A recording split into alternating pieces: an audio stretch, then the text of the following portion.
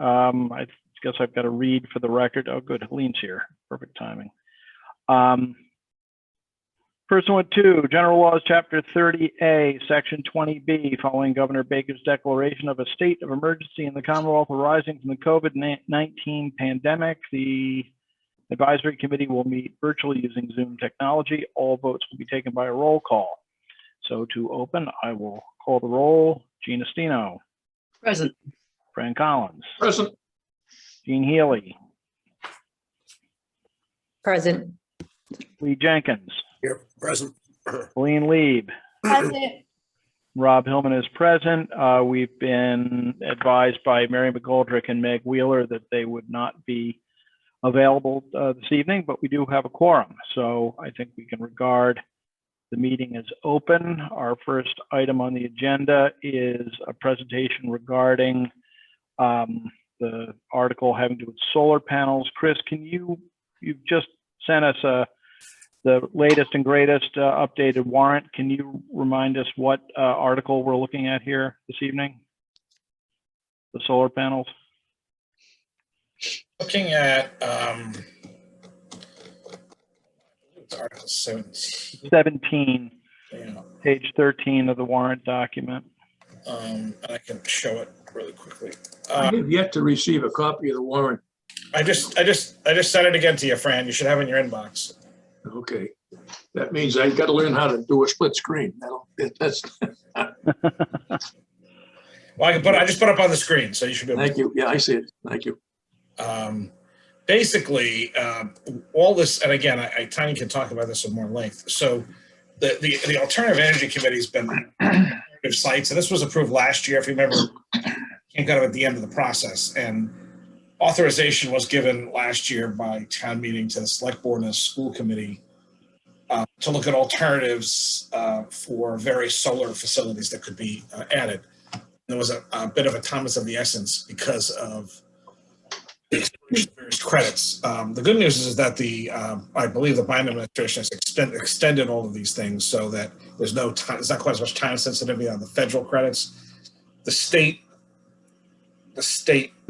tranche for solar powered on a regular basis. Though I know that there's another big article, there's a big piece of legislation kicking around on Beacon Hill to go.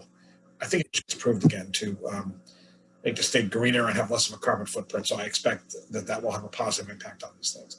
That said, the initial authorizations were for very specific town and school properties. The water department wasn't one of them. Well, technically, this could be leased anyway. There's actually a provision of the law that allows this to go without town meeting approval. The prevailing wisdom was that it might be better off to go publicly on something this big if there was going to be solar, not on Lily Pond. We're not saying we're putting anything on Lily Pond. This is or some of the land around the building. This would just authorize that exploration. It doesn't commit that what happens. It just allows the select board and the water commission to actually explore options and lease. If there's a project that's viable, it saves the town money, then it could be done. And the water plant was the only other large facility in town that had not been previously authorized.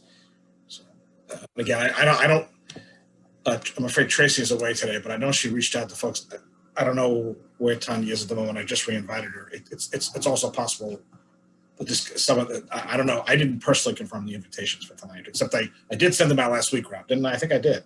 After the meeting of 2 meetings. Yeah, I thought I saw some emails back and forth about people saying that they're available to present, et cetera.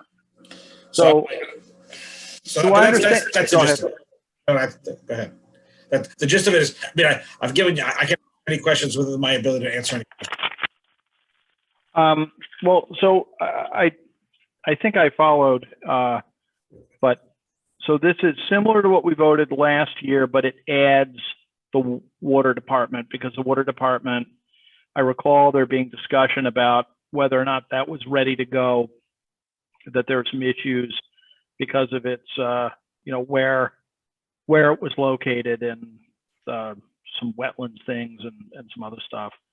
So I guess, has this group presented this article to other boards Yeah, Tanya did present it, at least in a conceptual way, to the select board a few weeks back. There's been no opposition, and again, I don't believe there's been any opposition from the Water Commission either per se. Again, all this does is exploration. It doesn't commit anyone to it, but, and as I said, I believe that this isn't absolutely necessary, but the collective wisdom was it's better to get the approval and have the quote unquote belts and suspenders on this, because the water plant is a fairly visible thing in town. There are, as you said, Ralph, there are some challenges which may make it impractical. Among them being that while the location is great in the sense it's a big flat roof and open area, it's also not right near it's not near a Connection. yeah. I was looking for the fancier word, Gene, but that'll do. I'm sure that I could probably resurrect it in Substation. my head. Yes. I was only on the alternative energy Yes. liaison for like 10 years. A power station. So yeah, substation. There is that said, the water plant itself does use a lot of energy. So, if there's solar on the roof cranking out the electricity, it would just probably end up at the plant anyway and just cut costs there. So I think there's definitely that. I mean, that's conceptually true, but isn't it? I mean, the actual mechanism is that the panels put electricity into the grid and then credits get given back to the producers. Well, yes and no. So you can actually set up a system that will power you. I mean, homes have solar on their roofs that power them directly. So it has to be in the right format to be used. But with and again, the solar array at the landfill is that flows into the grid. It doesn't flow directly into the town per se. But if you have an array on your house, that does flow right into your house. They're usually designed to do that. But again, it depends on how it's. And again, I'm stepping into area where I know this much. So No, it's twice as much as me. So Gene and then Fran. The high school, if the roof were in good shape, would be a perfect location because the connection is before the meter. So all of that would come to the school/town. It wouldn't have to go into the grid. I do have to say I have concerns about the high school roof and so this is exploratory. I don't have a problem with it, but if it's more than that, I do have a problem with it. Fran, then Gene Healy. yeah, just to answer Gene's concerns, the town meeting approved or authorized the school committee independently and the select board independently for their various lands they control to explore. So nothing's actually happened. Okay. Except exploration. So this just adds the water department to the previously approved exploration areas. Okay, so it's kind of like an ongoing thing just to keep things moving. Yes, and this adds another aspect to the potential areas. Okay. Fran, then Gene Healy. Yeah, we have, regardless of whether we're using the power generated right on site or we're going back into the grid, we have reverse metering so that the meter runs both ways. So that's not a big deal. That's certainly not a major obstacle to overcome which way the electricity is going. Are we using more? Or are we supplying more?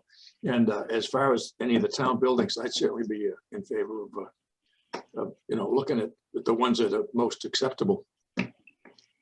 Gene Healy.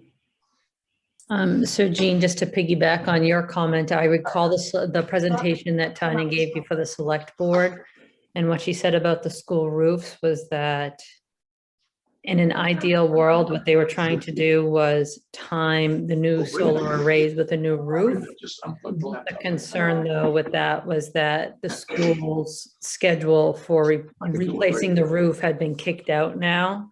Yeah. By a few years. And so they were worried about losing the incentives that they may need. And so I'm not sure if that equation has changed, but it was a timing issue. But I don't think that they were intending to put the arrays on the existing roof. They were trying to time it with a new roof and see, if that would make sense. But I don't know, timing wise, again, if that ultimately would work out. You went to the town website, then did you go to the planning board? I think you may need to mute Fran because we're hearing too much. Yeah. Fran's right. Electrons don't really care where they come from or where they go. They're profligate little things. Right. And one is every bit as good as the other once they're in play. I've actually done contracts for school districts for these things, which have included provisions for lifting them for re-roofing and things like that. There are workarounds, but I'm not involved in this one, so I'll leave it to the people who are very close to it. But you're absolutely right about school roofs being perfect. And I also sometimes look wistfully at Stop and Shop. That's a lot of roof, and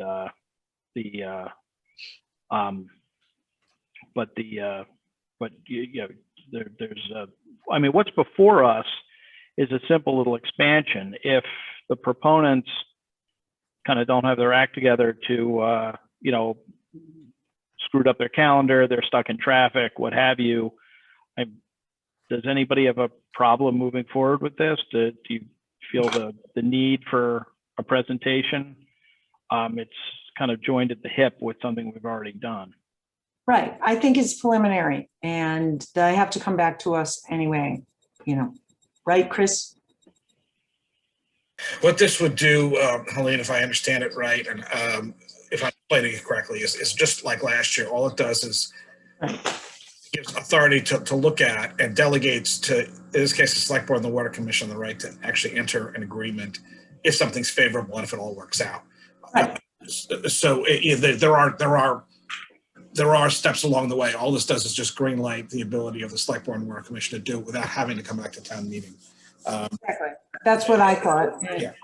I don't think that's a problem. Well, it depends on how much we trust the judgment of those characters on the Select Board now, doesn't it? So, which I presume that we do. And I mean, yeah, legally it vests, this doesn't strike me as preliminary.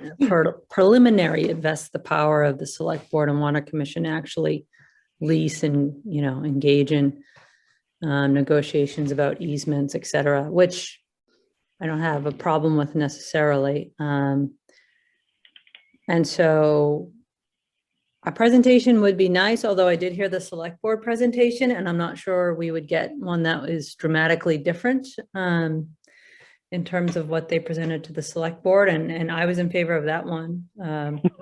So that works for me. Jean Acino? I'm just curious how old the roof is on the water department.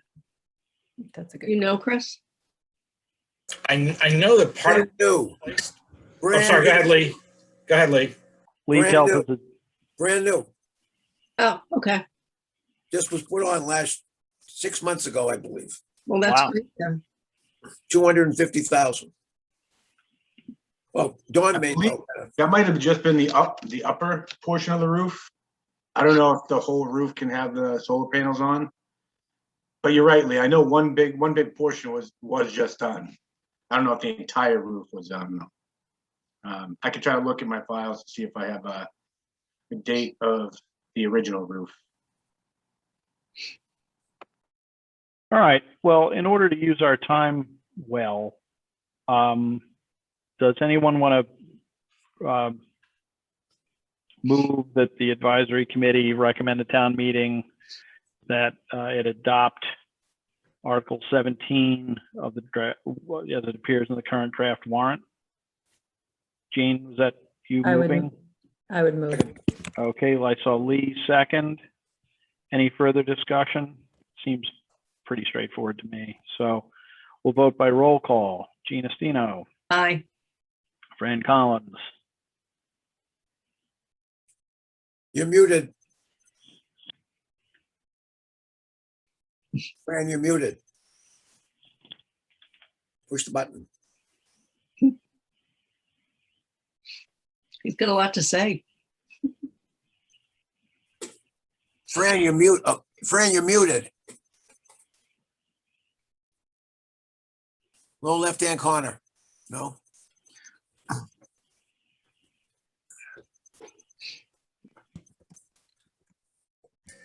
Just raise your hand.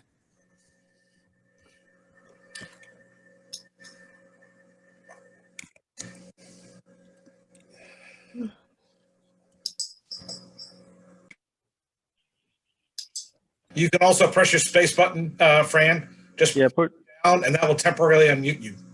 Just take your space. Well, he's going. He's gone. We still have a quorum, so when we get the rest of the votes, then we'll hear from Fran when he comes back. Jean Healy, Aye. Lee Jenkins, Aye. Colleen Lead, Aye. and Rob Hillman is an aye. So Here it comes. give Fran a moment to come back in. Okay, here he comes. Somehow I hit some key and the whole thing disappeared. I could hear you, but I couldn't see anything, so. All right, aye. So, okay, so it's adopted. So the next item on our agenda, taking our agenda in order, would be Article, is it 18 is the next article? Yes. The amendments to the Affordable Trust bylaw, which goes on for some number of pages and has a little bit of redlining in it. Are we waiting for somebody to come and talk to us, Chris? Yeah, unfortunately, you're not posted to do this for another 20 minutes, so I don't I know. know. If you want, I did resend the link to Steve and to Tom Mead, who was going to present tonight. Yeah.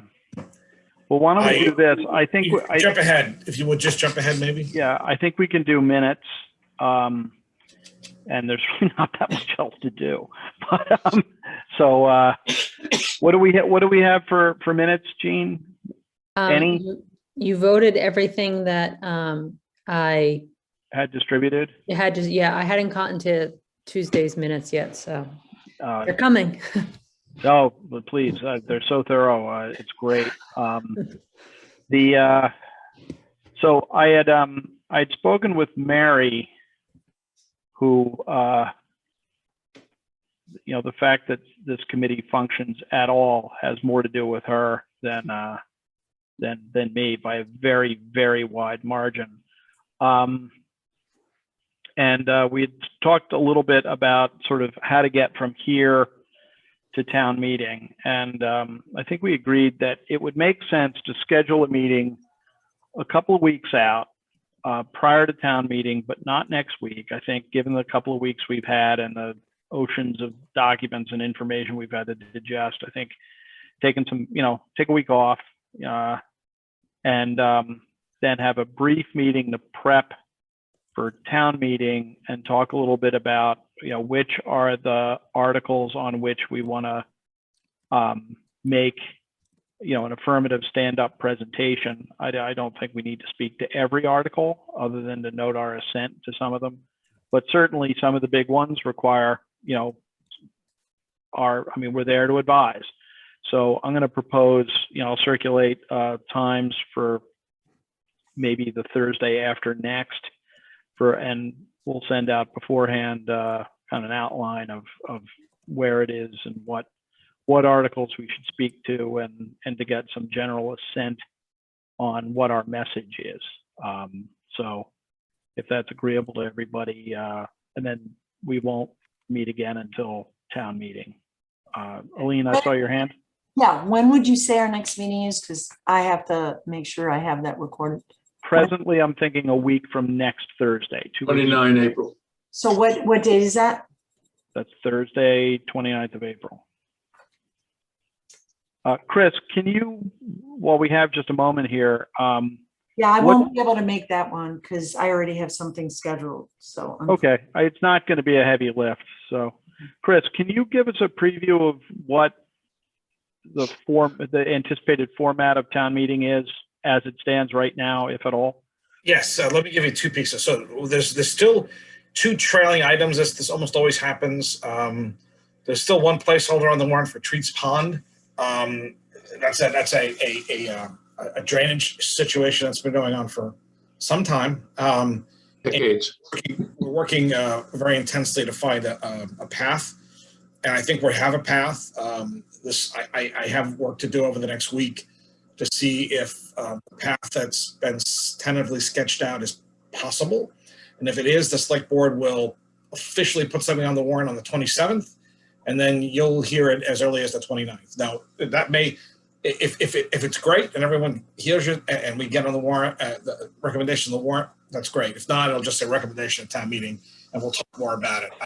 It's still kind of a work in progress. But I'm just letting you know that that is article, still says placeholder.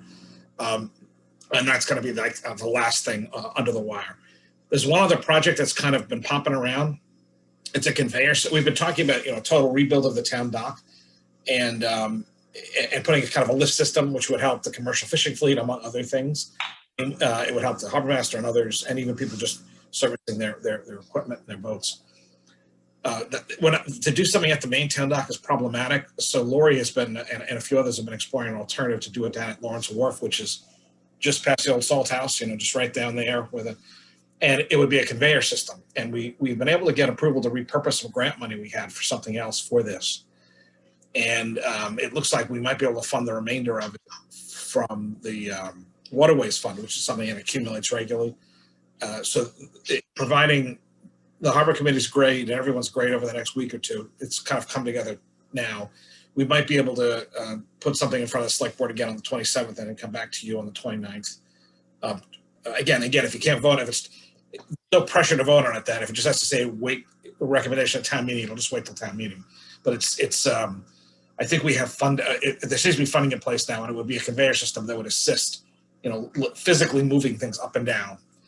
Some of those, the equipment and particularly crates full of lobsters can be heavy, and it's been something efficient we've been looking for a while. So those are two things that are just lingering out there. So just so you're keeping in the back of your mind. In terms of town meeting, so I actually met with a group the other day. I talked to Dan Evans, the moderator, some weeks ago. And the plan was to look at, to keep us on the grounds of the high school and to look at either being indoors or on the field. So after looking at the field, we determined that if we're going to have to be outside, we would be better served to recreate what we did last year at the Music Circus and add additional seating, because there'll be a fair number of people vaccinated. So if people want to, pull up and park at the library or over at the senior center, or even in the back parking lot at the Music Circus, and you can walk over and sit. If people want to be in their cars, they can do that too.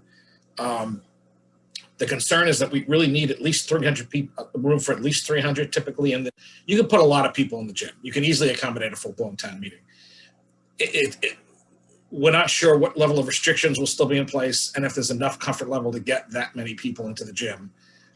So we're looking at the Music Circus as an alternative site more seriously than we were a few weeks ago, which again, the meeting would proceed as it normally would. People would talk and all that. We'd probably go a little earlier in the evening to take advantage of the light. But the meeting last year operationally ran really well, and the video screens are actually very beneficial.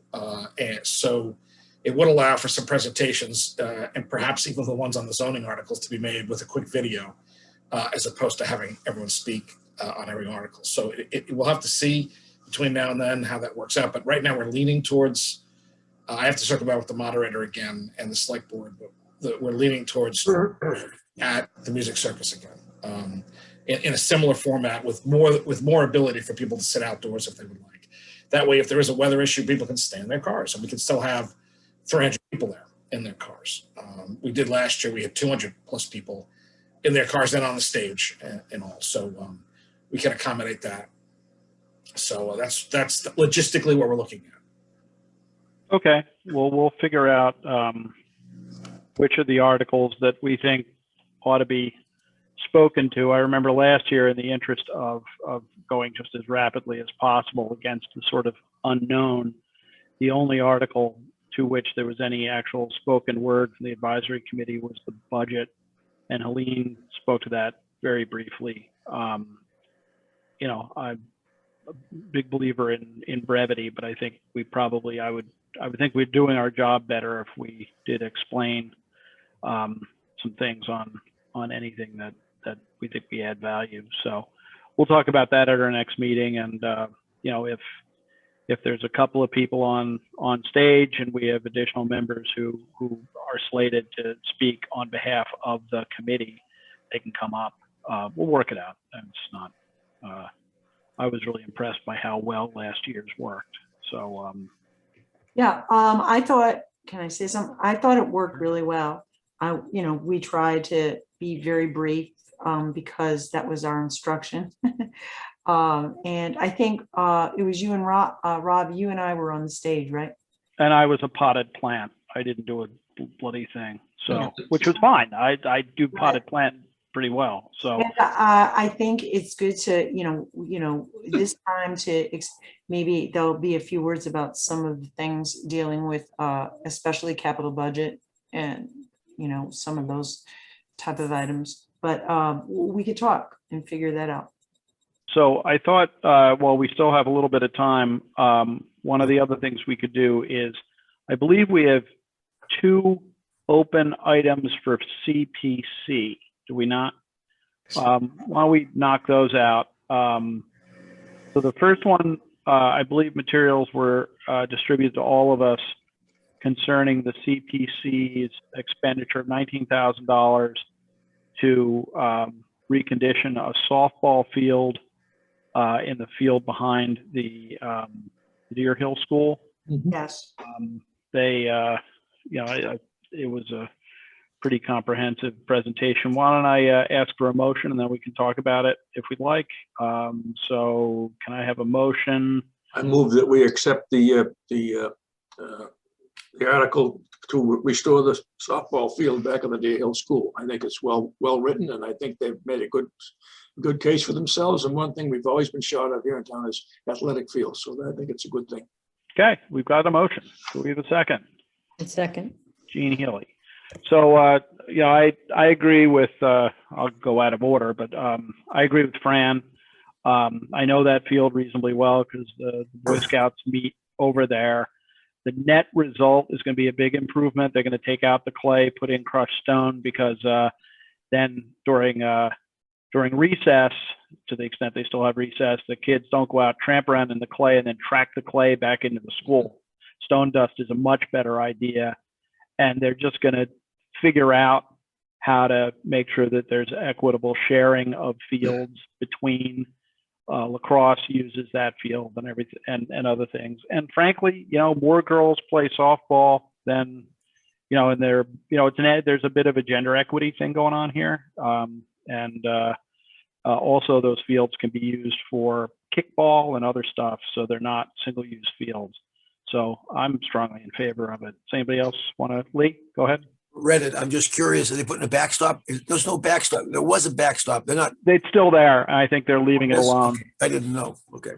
I think the whole project is essentially to dig out the clay and replace it with a crushed stone base. It'll drain better, and it'll make life a little bit easier for the custodial staff at the school. I think it was 6 inches, remove and replace. Something like that. Yeah. It's well thought out. The people, I'll be blunt about it. The people who run the CYBSA, particularly their operations guy, Vince Thornton, who's also the scoutmaster and a good friend of mine, they're very, very thorough, and, they're going to make, best use of town, they take good care of their things, and that once it's brought back, it's going to be kept up, which is good. So anybody else? Anything else? Jean? Yeah, Rob, I just echo your comments, and it's nice to see that the girls are getting restored functional fields, because I've learned that there is a difference between softball and baseball fields in terms of the mounds. And so that has been an issue in terms of having, the proper fields for girls and boys. So. Yeah, that, and they're between the, I had asked, why can't they use the high school field in addition for Little League, but I was reminded, something I thought I knew, that baseline and pitcher's mound to plate distances are very different. So, and then with softball, you've got other differences. So anything they can bring online, and it's tucked right over there in the corner of that field, it's a big plus. And also it's better than a lot of the alternatives. So, why don't we go ahead and vote that, unless anybody has anything further. Gina Stino, Aye. Fran Collins, Aye. Jean Healy, Aye. Lee Jenkins, All right. Helene Lieb, Aye. and Rob Hillman is an aye. So Chris, Don had mentioned, and I thought, I see Don's name, and I also see Tom and Steve, but I think maybe unless it's going to take more than a couple of minutes, there was one other CPC loose end for us to tie up. Why don't we go ahead and do that, and we can let Tom and Steve do their thing. CPC hasn't voted it yet, but that's a pro forma. So there's and Don, I think, has the exact number. There's a debt payment for land preservation that was done, I don't know, 10 or 15 years ago. And, Slightly. yeah, they're down to the last 3 years. So they always seem to forget to put it back in the warrant. So Russ promises us that he'll get it voted on. So, but it's got to be done. We got to pay it. It doesn't really matter. So do we have anything to vote on yet, or is yeah, if Don, are you still with us, Don? Do you have the number? 33,000. I Yeah, do. 23,000, something like that, Don. What was it? 21,284. Okay. And what's the project? Do you have it right off the top of your head? It was a portion of land purchase on King Street. well, when I hear the characterization of something as in we gotta pay it, you know, I think that goes a long way toward you know, unless that can be contested, I think that tees up the issue pretty well. Why don't we have a motion? I guess it would be, what would it be? A motion to add. It's going to be added. You don't have to worry. I'm adding it. We're adding it to the warrant. So Okay. you to recommend town meeting approve the annual debt payment for $21,284 for the King Street land purchase. I see Helene moved it. Jean, did you get that motion? So, yeah, can we back up for one second? Yeah, sure. It's go ahead. I'm sorry, Gene. Is this a CPC Yes. recommendation to pay the annual debt payment? Correct. It's their money. So it's CPC money. They borrowed it. Okay, And the debt payment, as Don said, is $21,284. $21,281. 84. 84, okay. Okay. Okay. So I thought I saw Helene's hand making that motion. Am I correct? Helene has disappeared from her screen. Yeah, no, I'm here. All right, very good.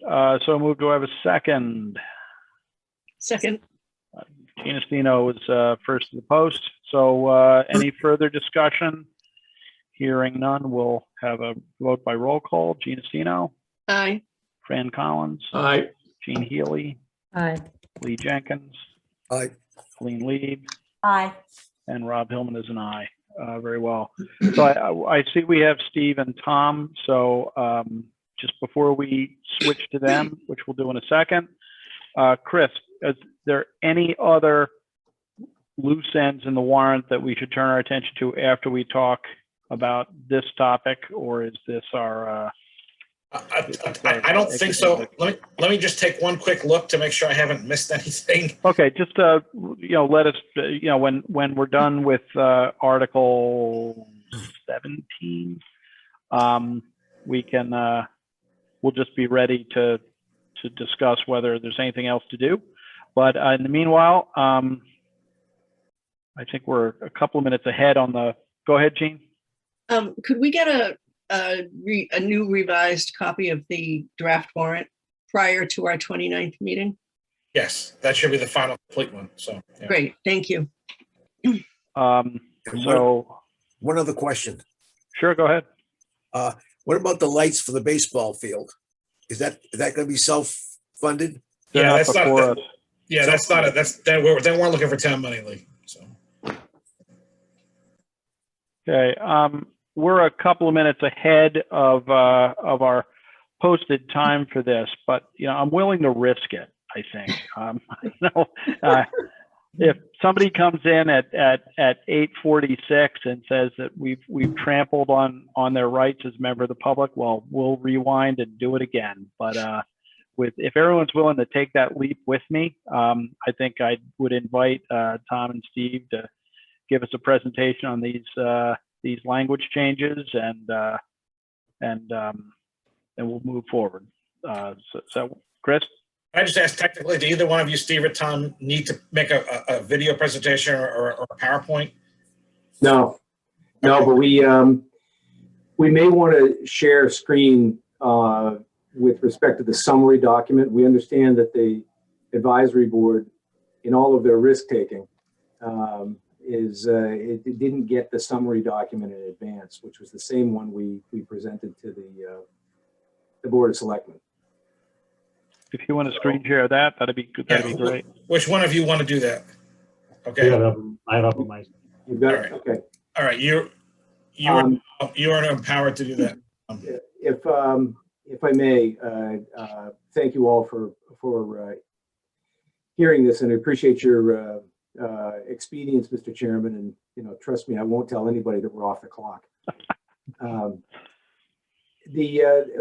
The Board of Trustees of the Affordable Housing Trust took on as one of its very first tasks a thorough reading of the guiding statute under Mass General Laws, and then of course the bylaw. Excuse me, Steve. Yes. Can you sit a little closer to your microphone, please? Well, how's this? 'Cause Great. that's about as close as I can get. That's good. In doing so, we recognize that the Mass General laws and the town's bylaws had a variety of conflicts in them, and as well as some fairly unique language, which doesn't really make a lot of sense. The unique language, that is. And frankly, the elemental piece that was most important to us is that as a trust, we have a fiduciary role, and yet that fiduciary role was usurped by the town's bylaws, in that in order to expend funds, we would actually have to seek the approval of the Board of Selectmen. That had two issues with it. First of all, you can't execute a fiduciary role if in fact you have to seek permission from another, right? Because you're actually not making your own decisions. The second is actually much more practical. We found that if the trust is going to be effective in funding both the creation, the maintenance, and the sustenance of affordable housing, then we have to be able to execute in a timely fashion. And if we can't, there are very few counterparties that actually want to deal with us. That is the background that led us to re-examining the guiding town bylaw and making some recommendations which we believe make the affordable housing efforts within town more likely to be executed now and for many years to come. And with that, I'm going to turn it over to Tom Mead, who has taken it on as his as the lead on this project for the trust and for the town as a whole.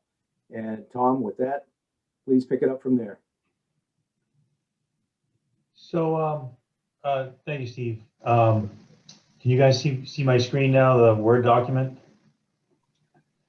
So this is the letter we had used as our summary of the changes. I don't know how well you guys are gonna be able to really read it on the screen. I'm not sure how you guys take your votes or whatnot. We can send this to you after the fact if it's helpful. Well, we have a copy of the current warrant that has the red line of Okay. the bylaw. So, Okay. When you're looking at the specific recommendations with strike this and add that, I mean, if we can't read it on the screen, and it is small, Yeah. all of us can read it. The same substance is contained in the red line, Good. which takes out the. So I mean, I'm interested to hear your presentation, but my quick glance at it, it really just seems to take extra to remove the language providing for approval by a majority of the Board of Selectmen. But That's right. And Steve covered most of it in his covering comments. That's what it came down to when we came to pull it apart. It was, we needed to make sure we had that, autonomy and the ability to execute on our fiduciary responsibility. One of the things we wanted to point out was that part of the Mass General laws. It's a very detailed statute that enables AHTs to exist. And the question is, some of this may have been done with the good intentions, right? Like you don't want the trust to bind the town in any way or whatever else. But it's very clear in the statutes that, the trust stands on its own. It cannot bind the town in any way. So to the extent that the trust took on debt, the example we use is 808 Jerusalem Road. You guys may be familiar with that. Recently transferred over to the trust. If we were to undertake development of that property on our own, which we don't think we're really going to be that active of a trust, but that would be something we would be able to do. And go get a mortgage loan, a construction loan on that. We would need to have full autonomy as a trust to sign for those mortgage documents, sign the construction loan or the construction contracts, and have full autonomy to do all that stuff. And that runs both ways. What that means is we would need to be able to act autonomously. So that's why we struck the language with board approval. But running back to the town, is the surety that the Affordable Housing Trust, in no way binds the town, or debts of the trust are not in any way guaranteed by the town. So it is, truly a sort of standalone trust. So that's that change, majority of change in section B. Eligible uses, we changed this language slightly. It was a very narrow definition of what we could, what types of loans and grants we could make. And so we just widened that out a little bit. The very specific example was, it originally read that we could make grants to qualified homeowners, low-income homeowners. But a perfect example here is at 808 Jerusalem. What we ended up doing was, agreeing to sell the parcel to Habitat for Humanity, and they're looking for a $75,000 grant from us to help them with their pre-development costs. And in a very narrow reading of the original Cohasset bylaw, we actually wouldn't be able to make that grant because Habitat for Humanity is not a homeowner. They're not the end user. So we feel that was, just widening the language to, to more appropriately include all the different types of grants that we would be able to make. Acquisition and disposition of real property. This is, again, has to do with approval of the select board, so that was rewritten.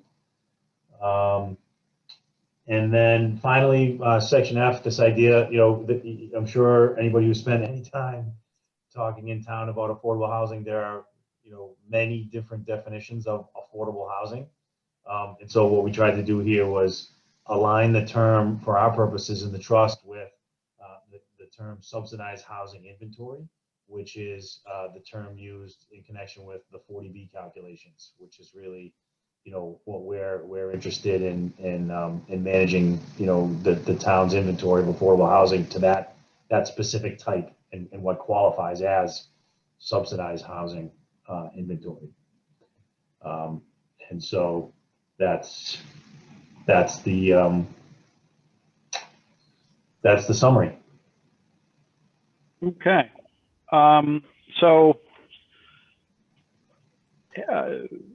With what other boards or bodies, and by which I also include town council, has this been vetted? That's a good question, Rob. First and foremost, it was vetted by special counsel, our land use council. I always get their name incorrect. But Murphy Hesse Toomey Lane. Murphy Hesse, yeah. Right. Thank you. Who guided us on some of the specific objectives we were trying to achieve. Separately, we wrote the initial summary of those objectives and then made a proposal. Murphy Hesse has actually reviewed the bylaw language on top of that.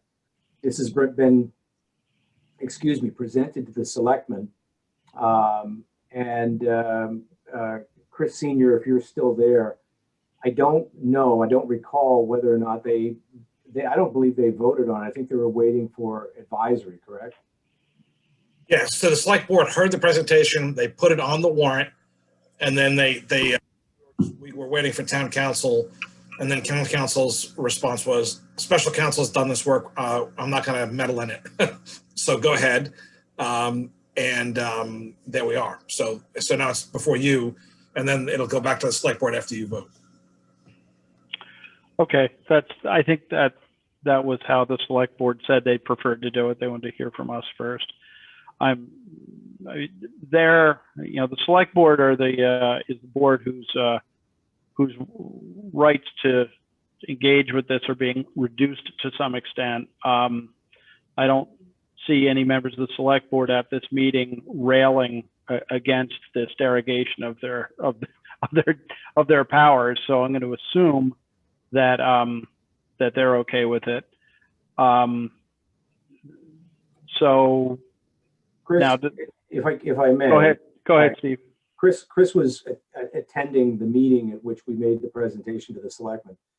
I can tell you from my own take on it, they didn't pull out the pitchforks, so that was good. And actually, we entertained a few questions. The board, the select board, understood the basis for the proposed changes in the bylaw. And short of that, frankly, I would say that we had a fairly brief discussion about what it might mean, but I did not hear any objections. Yeah, and that's my impression. You may have entertained other things from. And yeah, don't misunderstand me. I don't think it's our job is to make a recommendation whether this is a good idea or not, and to ask intelligent questions of you guys about why it's proposed and why it makes the world better. The selectmen, they're perfectly they're reasonable people. They'll ask the questions that interest them. So I guess the real question is, you've addressed the reasons for these things. I think making room for some of the members of the advisory committee to ask questions would be the right thing to do now. Does anybody have anything? That's usually a sign that a compelling case has been made. Steve, so your concern is that as it currently is worded, it's insufficiently streamlined and could get in the way of closing a transaction. Have we lost any transactions that you can think of, or is it just your expectation that it could be a problem? Well, let's see if I can back up for just a second. Sure. The history of affordable housing in this town is very short. The history of the efforts for affordable housing is much longer.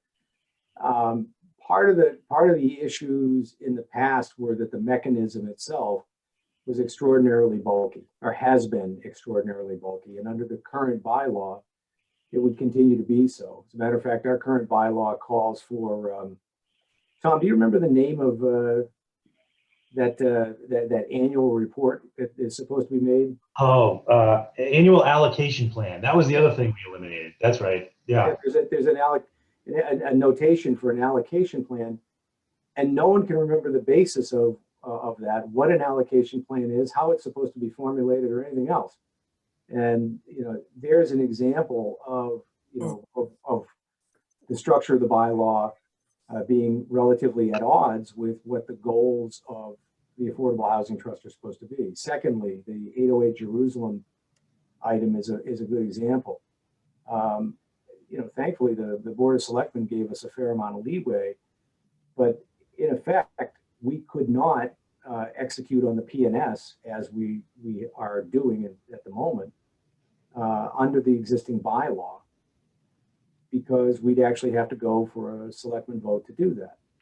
And there are no developers, and the reason that Tom has been working on this with us specifically is Tom Mead has experience in developing affordable housing.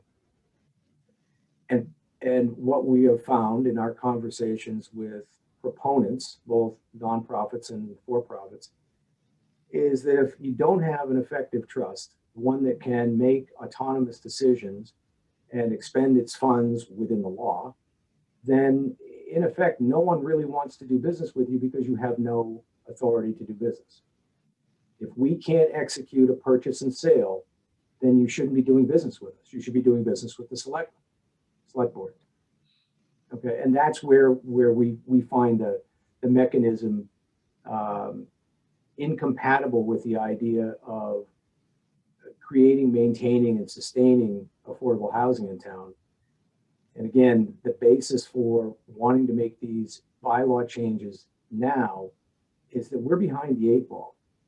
With the census, we're going to find that we will be subject to 40B, an unfriendly 40B, where our affordable housing proportion is below the limit. Okay. And The trustees are appointed by the selectmen, right? that's correct. So the gatekeeping function is there. It gets rolled back to the point where the idea is that the selectmen need to appoint the right people, and they do. So Exactly, Rob. The power of appointment is never more apparent than when you're giving someone authority. yeah, a checkbook, exactly. So sure. Okay. Anybody else have any questions? I saw Fran, then Lee, then Jean Healy. Yeah, how have other towns approached this that have the same situation? So, I mean, it sounds to me like you've dotted your I's and crossed your T's, but I'm just curious if other towns have had the same situation and if you studied that. Yeah, well, every single town has its own bylaws, but those that seem to have the most successful affordable housing plan really try to align their bylaw with MGL. Right? There's not a lot of extraneous stuff going on, like an allocation plan, as an example. Right? So that's exactly how we've tried to do it. And again, for this, we've engaged our attorney and Cindy Amara at Murphy Hesse, and she's been very effective at getting us back on track when we were getting, when our ideas might have taken us a little bit further away from MGL. Well, not being a lawyer and not understanding all the ins and outs of all the legalese, but I'd be inclined to vote for this. I think you've done your work, and I think it looks like you're pretty well, as I said, dotted the I's across the T's. Thanks, Fran. Lee? Yeah, I'm gonna leave it up to our 2 attorneys on the advisory board. I don't know. It's the firm of Dippold and Hillman all of a sudden, Gene. I like the sound of it, but it's not my field. Gene, you were the next person with your hand up, though, I think. Yeah, well, I have to candidly admit, this is not exactly my field, although I will say I do think that these are important amendments, including for IRS purposes, to make sure that the trust is compliant with state law, that has implications beyond state law, quite frankly, from what little I do know of this field. So, I would say that that's another good reason to make these improvements. Also, just to echo what Tom said, I used to be on the board of a big CDC, Community Development Corporation in Boston, who builds affordable housing with towns. Like, for example, I think Lincoln and other towns, friendly 40Bs. And I think Tom's exactly right, that they want to know that you're dealing with, an entity that can move effectively, and I'm trying to figure out how to say this politely, has their stuff together if they're going to, spend the time engaging with you. And Cohasset really does need to get those 40B units done yesterday. So I would support that for that reason. The only note that I would make is, and maybe this is a question, and I think I know the answer to it, but I'm going to ask it anyway. So for example, if when the town appropriates money into the Affordable Housing Trust, like CDC money, that money is then completely in the hands of the Affordable Housing Trust to, within the parameters of the bylaw, act within the bylaw as to that money. And so once that money's gone, it's gone, bylaw applies. I understand that that's the way it works, but maybe Steve or Yeah, Tom. if I can, I mean, I think that it runs right back to what you were saying about, whether you're dealing with a nonprofit developer or whoever else. Okay, so we're a trust, we're funded, we're active. We've executed on deals and we know we can do this. And those things go hand in hand. So yeah, once the trust is funded, you can't put strings on that. Mhm. You're gonna be effective. And that's what we've done here. It's exactly what we've done. It's kind of, they say to ourselves, you have the power of appointment, you've set this thing up, let it stand on its own and be successful. So now you're a true arm's length entity, right? Yes. And once that money's gone, it's gone. So just so the town realizes it's not coming back, there's no, moving that money backwards, which is appropriate, but I just wanted people to understand that that's what an arm's length entity means in terms of what you're trying to set up in order to facilitate this. As a matter of fact, that's already happened this year. Moving 808 Jerusalem into the trust is a one-way transaction. Yep. The town passed ownership to the trust, and the trust is now in the process of ceding that property for development, I should say, with Habitat for Humanity. So we in fact are transferring it as well. And as again, this points back to the observation that Rob made, that the power of appointment is critical. And and likewise, it's also critical that the board members here, committee members here, recognize that while funding is a one-way event, it doesn't go backwards. It's also a critical event. The first question, and Tom I think will back me up on this, the first question that we receive from anybody that might be interested in developing anything is, are you funded? Do you have a trust? Are you funded? And if the answer there is yes, we've got $350, we're not going to get very far. If the answer is, in fact, yes, we have substantial funding, we're actively pursuing state grants, et cetera, the interest level rises pretty quickly. So,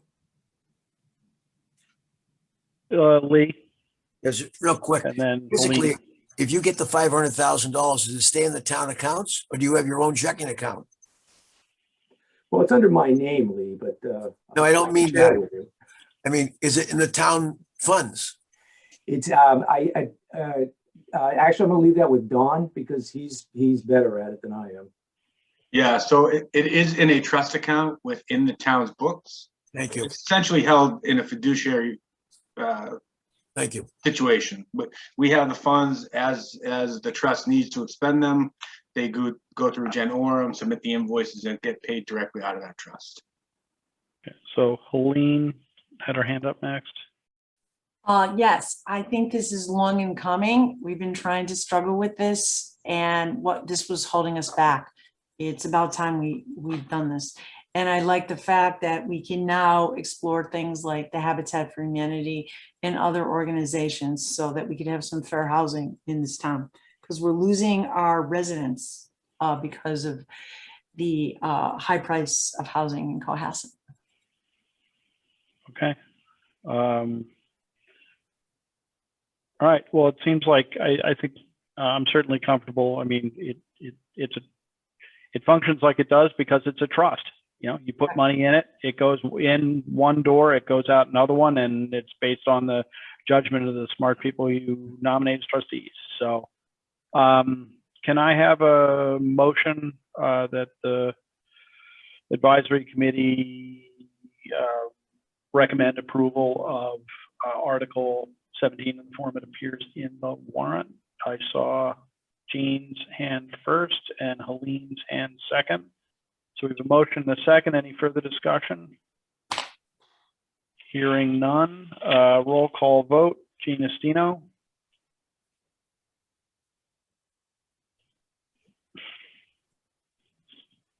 Aye. Fran Collins, Aye. Gene Healy, Aye. Lee Jenkins, I, Colleen Lieb, Aye. and Rob Hillman is an aye. So, yeah, I mean, it just seems like such a practical and intelligent way to make a good thing better. So thanks for the thorough but pointed presentation, and thanks for the work that you do. I think we all agree that it's important on a whole variety of levels. So, Quick question. yes, go ahead. How many people are in the committee, for the affordable housing, that you're working with? I know you're chair, Steve, but how many people? It's a 7-member trust, Aline. One member is always going to be a Board of Selectmen Yeah. member, Mhm. a select board member, sorry. And the other 6 are appointed by the select board. And Got we're on 2-year terms, staggered. So there's always an opening coming up every single year. Yeah. It's just a very important board in our town, and it's good that we have 7. Yeah. Thank you. Sure. Very well. So Tom, Steve, thank you very much. Thank you, Rob. We're going to just wrap up real quick. So thanks for joining us. We're headed out. Thanks. Take care. So I think that we had completed all the items before us. I think that, Tanya's here, so I let her, if you want to hear from her. well, let's just, I mean, we've already voted. So, I mean, I'm not going to shut her out. I like Tanya. She's an alumna. But why don't we just do a quick check and make sure we've covered all of our agenda items? I think we have. I think we voted everything that we can vote, and we've covered the waterfront on the warrant as it exists right now. And we have a meeting 2 weeks hence where we can pick up any additional loose ends. Yes, no? yes. Well, yeah, that's where you are. So what you're pointing out, Rob, is you need to get that list of folks who want to speak, or the committee needs to determine what it wants to speak on. And then Yes. I just need to check your availability, because what we've done the last 4 or 5 years is do a pre-town meeting kind of show with the chairs of various committees and walk through the warrant to get Fine. people. I've lined up Don Ryan to film that either the first or second week of May, so it's up and running for a couple of weeks so people can watch it and then learn all about town meeting before town meeting. Okay. Yeah, I'm happy to do that. So why don't we do this? We're at the end of our agenda. I'd love to hear a little bit from Tanya. Having already swept the field, but since she's checked in, we can chat for a few minutes and then we can adjourn. So Tanya, do you want to join us for a minute? Yes, I would love to. And I'm So- sorry I'm arriving an hour late from California, but good to see everybody. So I assume the solar discussion went well, and we can give you an update on where we are with everything on the existing solar panels, or if you have any final questions to discuss where we're headed. I think, we were satisfied between earlier presentations and some things that we knew independently and some things Chris was able to fill us in on, and Gene Healy had seen your recent presentation, that, we found the article, particularly given its fairly limited scope, is a kind of a light lift. If the committee, but you're here, so if the committee has any additional questions, we should, I'd like to give them the opportunity to ask and before we ring off. So anybody, anything? I just like the update, whatever Tanya. Sure. Yeah, so just quick update, we are moving forward. The existing solar panels that we had put out to bid are in the queue, which is nice. So we're got a position in the queue. The DPU is still, believe it or not, pounding out the final details of the state program, which we would be able to get to, but being in the front part of the queue, we feel confident we'll be able to get some of that support.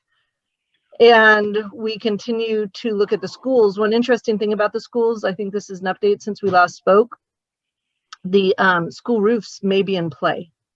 So we have talked to the state about this conundrum we're in where the school roofs need to be replaced, but we want to put on solar. And they said, whatever the timing is that you've heard before, forget that. Put in a request to us.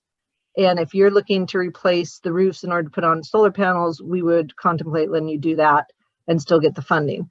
So Susan has put in a request for that. That's exciting. We should know by June or July. And then what we'll do is put together some financial calculations about whether it makes sense to move forward the town's portion. There's a time value of money associated with us doing it early, and how much that is versus the benefit of the savings, which for the school roofs are significant compared to some of the other sites. They're some of the best sites that we have for school savings. And it seems like the school committee is on board with the roofs.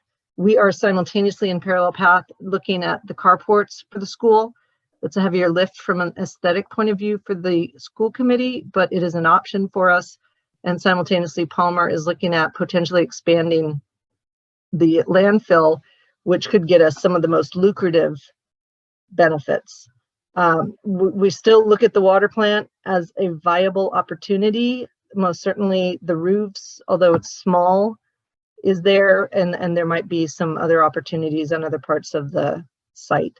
So having town permission to continue to explore that is great, and obviously in a limited way, but we're very excited about moving forward. And then the last thing on all of this is I just had a conversation with Brianna. We identified 5 potential projects to go to the FEMA and MEMA for BRIC funding.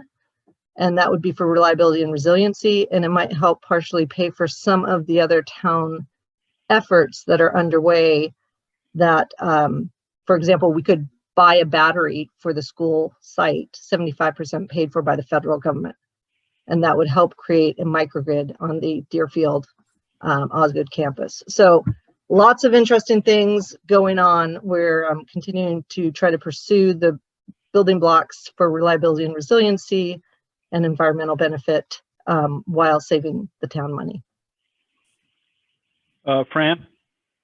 Tanya, there was some discussion before you got here this evening about the water company was too far away from, I don't know from what. I mean, they got a power line comes in, got the power line can go out. I didn't understand what the problem might be with solar panels at the water plant.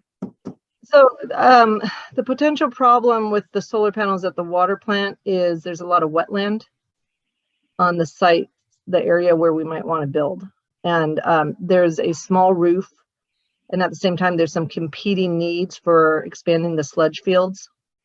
But from a electrical point of view, it's beautiful. It's right next to the feeder line. That's always goes down because it goes through Ompatuck Park. Yeah. It's just every town site, and I think this is normal, but every town site has warts and claws and teeth, and we just continue to try to figure out what we can do and where.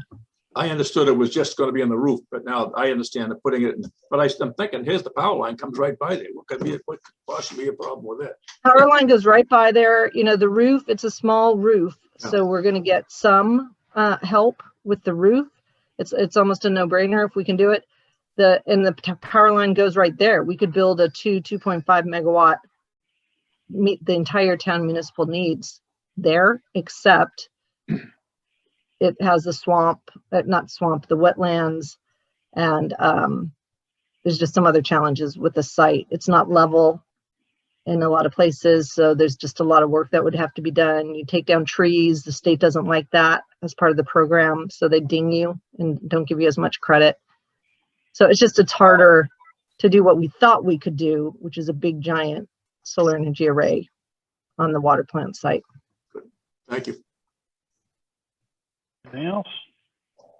So Tanya, real quick on the school roofs, if the state accelerated efforts or let us accelerate on the roof, would that mean that we would need to find the money to do the roof replacement in tandem earlier with the solar arrays? Is that sort of the bottom line?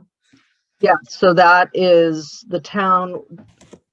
would have their share. So why we wouldn't just do the roof earlier on our own is because the state pays for 40 to 50% of the cost of the roof for the schools. No sweat. And so if, so we need their permission to do it earlier. But once we have their permission, our incremental cost, I mean, we can find the money. We can put out bonds. That's not an issue, especially with the capital markets today and still very low rates. The issue is that extra year or 2 years or 3 years, whatever it is that we've accelerated, there's a time value of money. So what the interest rate that we're paying on our share is a cost to us. But my gut is, we haven't done the numbers, it would be more than offset by the savings on our electricity bill and the lower maintenance for the schools. No more drips, no more water issues, no more constantly going up on the roof to try to fix things. So there's definitely benefits to doing it sooner rather than later, but there are also costs. Okay. Anything else? All right.